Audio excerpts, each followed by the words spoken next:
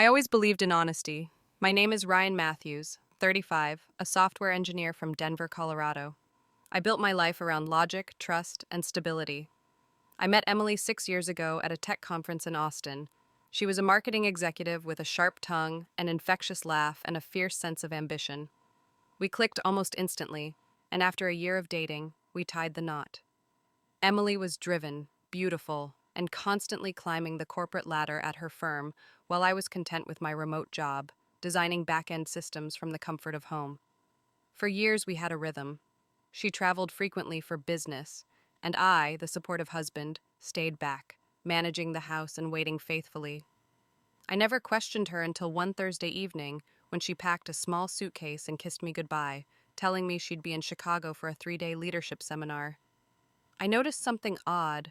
She had recently started wearing the Apple Watch I gifted her last year, even though she rarely cared for gadgets. I found it cute at first, thought maybe she was tracking her steps or trying to be healthy, but something about the way she avoided eye contact when leaving felt off. That night, I poured a glass of wine and started watching TV, but the Apple ecosystem had other plans. I'd synced all our Apple devices to our shared iCloud for convenience months ago. Photos, music, reminders, even her watch. I didn't think twice about it. Then, while flipping through streaming apps, a notification popped up on the screen.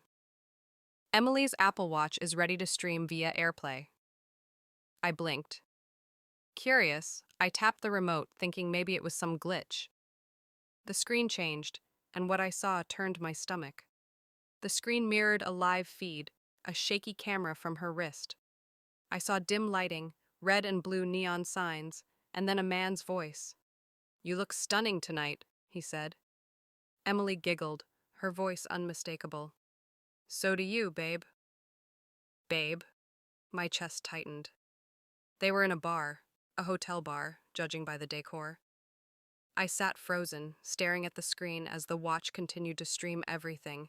Her laughter, their clinking glasses, flirtatious banter, stolen kisses. My wife.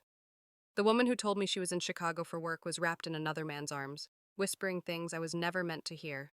I felt numb. For the next hour, I watched the feed, unable to look away.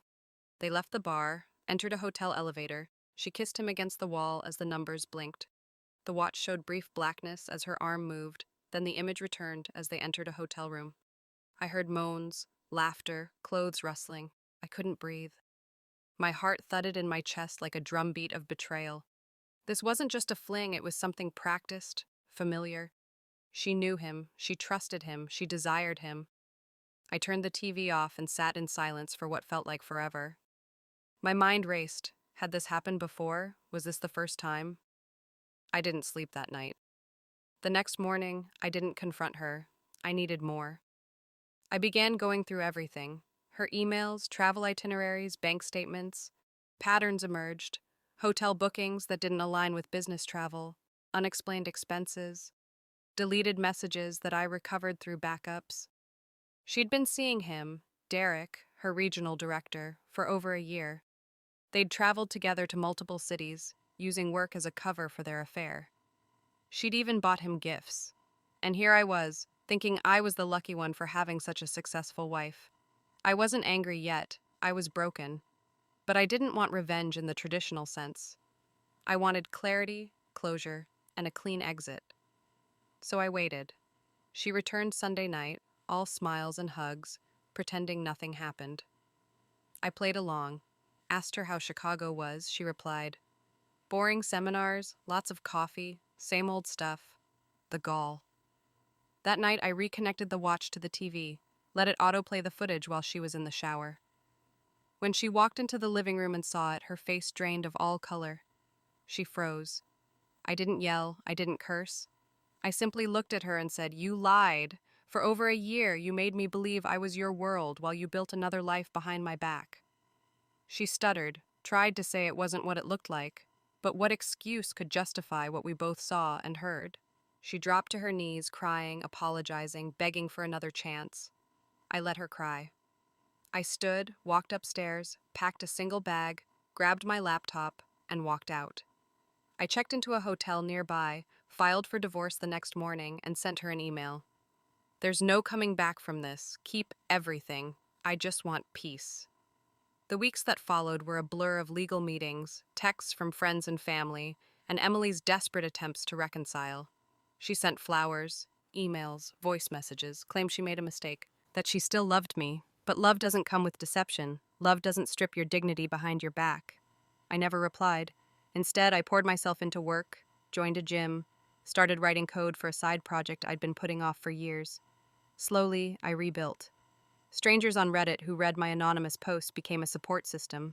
My story went viral. Thousands of people resonated with the betrayal. I wasn't alone. 6 months later, I moved to Seattle, took a new job, bought a small apartment overlooking the water. It wasn't much, but it was mine. One evening, I sat on my new couch, sipping coffee, when a message pinged on my phone. It was from Emily. I saw your post. I'm sorry you had to go through that. I hope you're okay. I stared at it for a moment, then deleted it. I didn't need closure from her. The watch had shown me everything I needed to know. Some truths, once revealed, set you free, not by healing what was broken, but by reminding you that you deserve better. And so I lived, not as the man she betrayed, but as the man who chose peace over pretending. The man who walked away, head held high, knowing he never needed to look back.